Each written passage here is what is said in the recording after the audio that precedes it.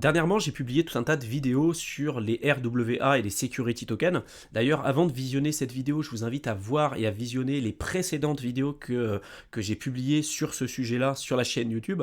Vous les retrouverez dans la playlist appropriée qui s'appelle STO, donc Security Token Offering ou Security Token. Pareil, vous verrez, cette playlist elle est disponible sur notre chaîne YouTube. Il y a tout un tas de vidéos qui va vous présenter globalement quel est le marché RWA, qu'est-ce que c'est, comment ça marche, les différentes opportunités, etc. Là, je vais faire le zoom volontairement dans cette vidéo sur l'un des plus gros protocoles qu'on a au moment où je tourne cette vidéo dans le secteur des RWA, mais pour que vous puissiez vraiment comprendre le contexte, l'intérêt, les différentes possibilités qui se présentent à vous, il va falloir que vous puissiez visionner les précédentes vidéos qui traitent directement de ce sujet. Donc n'hésitez pas à jeter un coup d'œil sur la playlist appropriée. Là, dans cette vidéo, je vais me focaliser sur Ondo Finance. Donc Ondo Finance, c'est un protocole qui a été lancé en février 2023, donc c'est quand même assez récent. Depuis, il y a eu une très forte augmentation de la TVL, puisqu'à l'heure où je tourne cette vidéo, on est sur un protocole à 205 millions de dollars, et c'est à l'heure où je suis en train de tourner cette vidéo, il faut savoir que c'est un protocole qui représente le deuxième plus grand protocole RWA après le ST-USDT de Tron. Donc Ondo Finance va offrir un accès on-chain au marché obligataire. Donc le marché obligataire, c'est le marché de la dette. On a différentes dettes, on a des dettes court terme, moyen terme, long terme, on a des dettes d'État, des dettes d'entreprise, des dettes aussi auprès de particuliers. Donc bref, le marché obligataire, il est aujourd'hui énorme et c'est un plan super important dans la tokenisation des actifs financiers appliqués au secteur crypto. Ce qu'il faut savoir, c'est que le protocole Ondo Finance, il va être spécialisé principalement sur le marché de la dette souveraine américaine, donc des obligations de l'État américain. Et dernièrement, la dette publique aux États-Unis a dépassé les 33 trillions de dollars. Je vous rappelle quand même que 1 trillion, c'est égal à 1000 milliards. Donc là, on a dépassé dernièrement les 33 trillions de dettes aux États-Unis. Donc c'est un marché monstrueux qui se développe de plus en plus. La DeFi va offrir des marchés liquides pour les produits financiers traditionnels et comme les États-Unis émettent davantage de dettes chaque année, ils ont besoin d'acheteurs et donc là il y a un intérêt pour générer des rendements sur ce genre de plateforme. Les investisseurs peuvent gagner jusqu'à 5% avec peu de risques entre guillemets, peu de risques ça ne veut pas dire pas de risque du tout. En général, quand on s'intéresse au marché traditionnel et quand on compare les différentes classes d'actifs les unes avec les autres, on considère, et dans l'inconscient commun, on considère que les obligations et surtout les obligations d'État, de grands États comme les États-Unis, comme même la France, etc., on considère que c'est les actifs qui sont les moins risqués, puisque si demain on a un défaut sur une dette, qu'un État fait défaut sur sa dette, c'est déjà arrivé, à Chypre, en Grèce, etc., ça pose des gros problèmes. Mais imaginez que si demain ça arrive au niveau des États-Unis, on aura bien évidemment d'autres soucis, d'autres problèmes que l'APY qu'on a sur Ondo Finance, quoi. Voilà, il y aura bien évidemment deux points de mesure. Donc globalement, on considère que le marché de la dette, donc le marché obligataire, surtout les obligations d'État, c'est ce qui est considéré dans l'inconscient commun comme étant le moins risqué, même si ça peut être sujet à débat aujourd'hui avec les dettes monstrueuses qu'on a aux États-Unis, en Europe et même de partout ailleurs.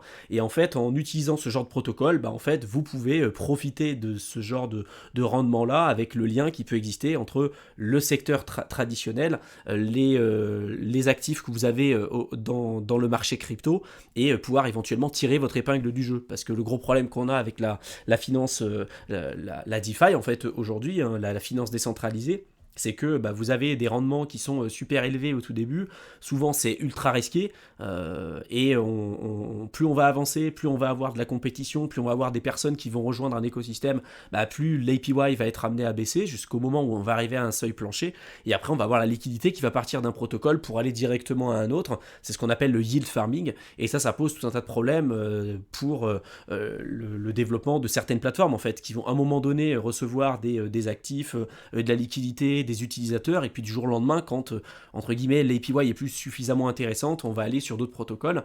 En plus de ça, ça entraîne le hack de certaines plateformes, parce que s'il y a beaucoup de liquidité à un endroit et que les gens sont obligés de passer d'une plateforme à une autre, d'aller chasser en fait le rendement, ce qu'on appelle le yield farming, ils vont être obligés d'utiliser des ponts, donc des bridges, et donc c'est là aussi où il y a plein de hacks avec les bridges, donc il y a plein de problèmes liés à ça, et là, être capable de générer de manière assez traditionnelle, avec un risque qui va être relativement limité, jusqu'à 5-6% d'APY, c'est super intéressant, surtout sur des stablecoins, et faites attention aussi à la manière dont vous concevez ce genre de rendement. C'est-à-dire que 5-6%, peut-être que pour ceux qui sont dans la crypto, qui font de la DeFi et qui sont prêts à prendre des risques démesurés, peuvent considérer que c'est pas ultra intéressant. Je peux vous assurer que vous n'avez pas besoin de faire du 150, 200 ou 300% ou rechercher à chaque fois ce genre de rendement-là dans la DeFi, parce que si vous le faites, la plupart du temps, vous avez beaucoup plus de chances de vous faire rug pull, de vous faire voler vos fonds, de jamais récupérer votre capital ou de subir des pertes impermanentes qui sont juste monstrueuses. Donc comme à chaque fois, il y a toujours un équilibre entre le risque et le rendement, et là, avoir la possibilité de générer jusqu'à 5-6% de rendement sur des stablecoins avec des actifs qui sont considérés comme étant très peu risqués, comme tous ceux qui sont liés au marché obligataire et notamment ceux liés à la dette souveraine américaine, bah, c'est super intéressant. Donc Ondo Finance a déjà déployé plusieurs produits RWA, les trois poids lourds étant l'USDY, Ondo's Fund et puis Flux Finance, pareil que j'évoquerai un petit peu plus tard. Donc là vous avez une infographie que vous pouvez retrouver sur le site officiel avec les différents projets qui ont été lancés par Ondo Finance. Tous ne pourront pas être utilisés par les particuliers puisqu'il y a certains volets en fait de Ondo Finance qui sont uniquement accessibles à des investisseurs accrédités ou même des investisseurs institutionnels. Nous, dans cette vidéo, en tout cas dans ce que je vais essayer de vous présenter ici, c'est les meilleures solutions, les meilleures alternatives pour nous, pour faire fructifier nos stablecoins avec les obligations par exemple d'État américains, mais qui va être plutôt ouvert aux investisseurs particuliers. Voilà. Il y en a une partie qui peuvent être également ouverte sur d'autres protocoles comme par exemple sur Polygon pour avoir des frais plus faibles. Principalement, ça reste quand même une plateforme qui fonctionne sur Ethereum. Quand on parle de l'écosystème d'Ondo Finance, l'un des produits phares en fait d'Ondo Finance et le plus intéressant à mes yeux aujourd'hui, c'est l'USDY. Il faut savoir que l'USDY, c'est l'équivalent de la propriété tokenisée d'un ETF spécifique de chez iShares, qui est en fait une filiale des ETF et de la gestion passive de BlackRock, qui va être directement investi dans des obligations court terme, principalement de l'État américain. C'est ce que j'ai mis à l'écran, donc c'est iShares Short Treasury Bond. Donc les bonds, c'est des obligations, donc c'est des obligations du trésor américain plutôt à court terme. Donc comme j'ai dit tout à l'heure, les obligations, on considère, les obligations en tout cas d'État, de gros États comme aux États-Unis, en Europe, en France, ou ce que vous voulez, on considère que c'est quand même la classe d'actifs la moins risquée, puisque quand un État fait faillite, ça pose tout un tas de problèmes. Il y a peu de chances en termes de proportion et de probabilité qu'un État puisse faire faillite, même si c'est pas impossible non plus. Et quand on parle d'obligations court terme, là, c'est sur quelques mois. Donc en fait, vous restez investi que sur quelques mois. Donc voilà, il y a quand même des risques qui sont beaucoup plus faibles, beaucoup plus mitigés que ceux qu'on peut retrouver quand même globalement dans l'écosystème crypto de manière générale. L'objectif de ce protocole-là ou de ce produit, l'USDY, c'est qu'il va nous permettre du coup d'avoir une exposition liquide directement aux bons du trésor américain à court terme.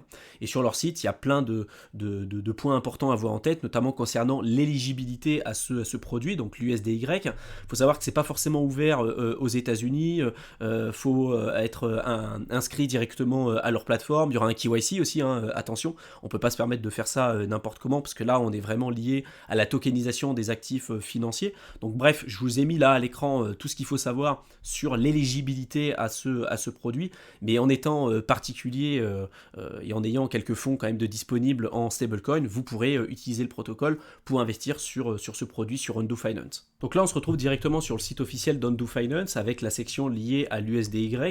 Donc là il faut savoir que quand vous déposez de l'USDY, vous pouvez obtenir des rendements jusqu'à 5,10% d'APY. Quand on parle d'APY, encore une fois, c'est on prend en compte les intérêts composés. Donc les intérêts qui sont générés par le capital vont être automatiquement réinvestis pour mettre en place les intérêts composés. Et aujourd'hui on a une TVL, donc une Total Value Locked d'un peu plus de 33 millions de dollars. Sans doute qu'au moment où vous verrez cette vidéo, ça sera beaucoup plus long. Donc vous avez pas mal d'informations supplémentaires du coup sur l'éligibilité, sur le fonctionnement, comment sont alloués les différents actifs, d'où proviennent les rendements, tout ce qui est lié à la régulation, les plateformes qui sont utilisées, les intermédiaires, etc. etc. Faut faire attention aussi parce que quand vous investissez sur ce genre de protocole, la plupart du temps, on n'est pas sur des protocoles qui sont ultra décentralisés non plus. Et on a vu ce que ça a pu donner sur des plateformes comme Celsius, Nexo, BlockFi, etc. Là, on reste sur des plateformes qui sont partiellement décentralisées. On n'est pas sur sur un truc qui est ultra décentralisé, c'est toujours un spectre. Donc il y a bien évidemment aussi des risques liés au hack, à des personnes qui peuvent partir avec la caisse, même si là, quand on parle de security token, il y a quand même un volet juridique réglementaire qui est quand même très solide, mais on en est encore qu'au tout début, et voilà, on est encore dans un stade quand même ultra expérimental. Donc les rendements, vous voyez qu'on est sur des obligations court terme de l'État américain, avec du coup les différents actifs dans lesquels on va investir si on possède de l'USDY. Je vous ai dit tout à l'heure qu'on investissait sur l'un des ETF de chez iShares, un ETF iShares de chez BlackRock. iShares qui est une filiale en fait de BlackRock pour l'investissement passif et l'investissement indiciel. D'ailleurs, c'est des sujets que je parle très régulièrement sur mon autre chaîne YouTube qui s'appelle Éternel étudiant. Je parle de tout ce qui touche de près ou de loin les concepts d'indépendance et de liberté financière, et je parle beaucoup de gestion passive, d'investissement en bourse avec les ETF et tout. Donc si c'est des sujets qui vous intéressent, je vous mettrai le lien de ma seconde chaîne dans la barre d'infos, et n'hésitez pas à vous abonner si c'est quelque chose qui vous intéresse. En tout cas, quand vous investissez du coup sur l'USDY, voilà, vous investissez pas uniquement sur celui de chez iShares, vous investissez sur tout un tas d'autres ETF, sur tout un tas de banques et d'actifs différents, mais ça reste principalement des obligations court terme avec une période moyenne d'investissement d'à peu près 25 jours. Donc c'est voilà, des risques faibles pour des rendements que je trouve quand même super intéressants. Donc n'hésitez pas à y jeter un coup d'œil, et pour pouvoir vous en procurer, voilà, vous pouvez aller sur la plateforme, il va falloir vous inscrire, faire votre KYC, et si après vous voulez récupérer votre principal plus vos intérêts, vous pourrez cliquer justement sur ce bouton là et puis rééchanger vos USDY contre par exemple de l'USDC, de l'USDT ou certaines cryptos qui seront supportées par la plateforme. Donc tout à l'heure je vous ai parlé de l'USDY, il y avait également aussi le Ondo's Fund qui est principalement un fonds mais plutôt à destination des investisseurs institutionnels et accrédités pour le coup, qui n'est pas disponible pour des investisseurs comme vous et moi tout simplement.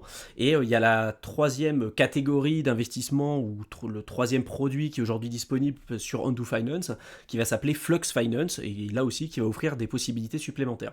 Donc Flux Finance, à la base, il faut savoir que ça a été construit initialement par l'équipe de Ondo Finance, et le protocole a été récemment vendu mais toujours éligible sous leur gamme de produits. Il s'agit d'un fork de Compound V2, donc Compound c'est l'un des plus gros protocoles sur la finance décentralisée, principalement sur Ethereum. Donc le code qui a été utilisé c'est celui de Compound V2. La fonctionnalité de base va permettre aux utilisateurs de déposer des stablecoins et de gagner finalement du rendement. Les investisseurs qui déposent des actifs vont recevoir des F tokens en retour, ce qu'on appelle des preuves de dépôt. Donc par exemple si vous allez sur Flux Finance et que vous déposez des Ethers, vous allez recevoir des F Ethers qui vont représenter, c'est la tokenisation des actifs que vous avez déposés sur la plateforme, qui va vous permettre en fait d'avoir une certaine liquidité sur vos fonds et après générer du rendement sur du rendement. C'est un peu ce qu'on peut voir sur les principales plateformes de liquid staking comme Lido, comme Rocket Pool ou Frax Finance par exemple sur Ethereum pour staker vos Ethers et puis avoir une liquidité. Si vous déposez des Ethers sur Lido, vous allez recevoir du ST token. Ces ST tokens vont déjà vous permettre de gagner du rendement. Ça va représenter votre principal plus les intérêts que vous allez accumuler. Et ensuite, ce ST token, vous pouvez directement l'utiliser, enfin ce STETH, vous pouvez l'utiliser sur d'autres protocoles, comme par exemple sur Pendle Finance ou sur tout un tas d'autres protocoles, pour générer comme ça des rendements supplémentaires. Là, c'est la même chose sur Flux Finance. Vous allez recevoir des preuves de dépôt que vous pourrez utiliser après sur d'autres protocoles pour mettre en place des intérêts sur des intérêts. Le taux de change des F-tokens augmente régulièrement pour représenter à la fois le principal déposé plus les intérêts accumulés avec le temps. Et au moment du rachat, les utilisateurs vont échanger leur F-token contre leur principal plus intérêt généré finalement sur la période. Il est possible de faire fructifier les F-tokens sur d'autres protocoles comme Pendle, comme j'ai dit tout à l'heure, ou PenPy, qui est un nouveau protocole qui s'est lancé très récemment pour obtenir des rendements supplémentaires. Donc si vous voulez en savoir plus sur Flux Finance, pareil, je vous mettrai le lien dans la barre d'infos. Je ne pourrais pas le présenter globalement dans cette vidéo parce que sinon elle serait bien trop longue, mais voilà, vous pouvez générer des revenus sur des stablecoins et même sur des actifs un peu plus volatiles comme par exemple de l'Ether ou d'autres tokens qui sont représentés sur Ethereum. Comme je l'ai expliqué un petit peu plus tôt, détenir des des bons du trésor et recevoir des paiements d'intérêt, c'est une bonne chose, mais détenir des actifs numériques représentant les bons du trésor qui vont générer un rendement tout en étant capable d'utiliser ces actifs-là pour accéder à des prêts, des emprunts ou certaines plateformes décentralisées, bah, c'est encore plus intéressant et ça va permettre justement d'offrir des nouvelles possibilités et des nouveaux rendements pour ceux qui seront capables de saisir ces possibilités-là. La DeFi va offrir des nouveaux niveaux de flexibilité du capital et des opportunités très intéressantes pour tous ceux qui seront capables finalement de les saisir. J'espère en tout cas que cette vidéo vous aura plu, qu'elle vous aura intéressé, qu'elle vous aura été utile. Comme d'habitude, je vous mets tous les liens importants dans la barre d'infos, le lien vers le programme de formation offert de plusieurs heures que vous pouvez rejoindre pour aller plus loin dans le secteur crypto. Vous cliquez dessus, vous pourrez vous connecter directement à votre espace membre et n'hésitez pas à vous abonner à ma seconde chaîne YouTube, Éternel étudiant, qui traite de tous les sujets qui touchent de près ou de loin les concepts d'indépendance et de liberté financière. Donc n'hésitez pas à vous abonner, à la rejoindre et ça complétera énormément les infos que je présente globalement sur cette chaîne YouTube qui est principalement axée sur le secteur crypto.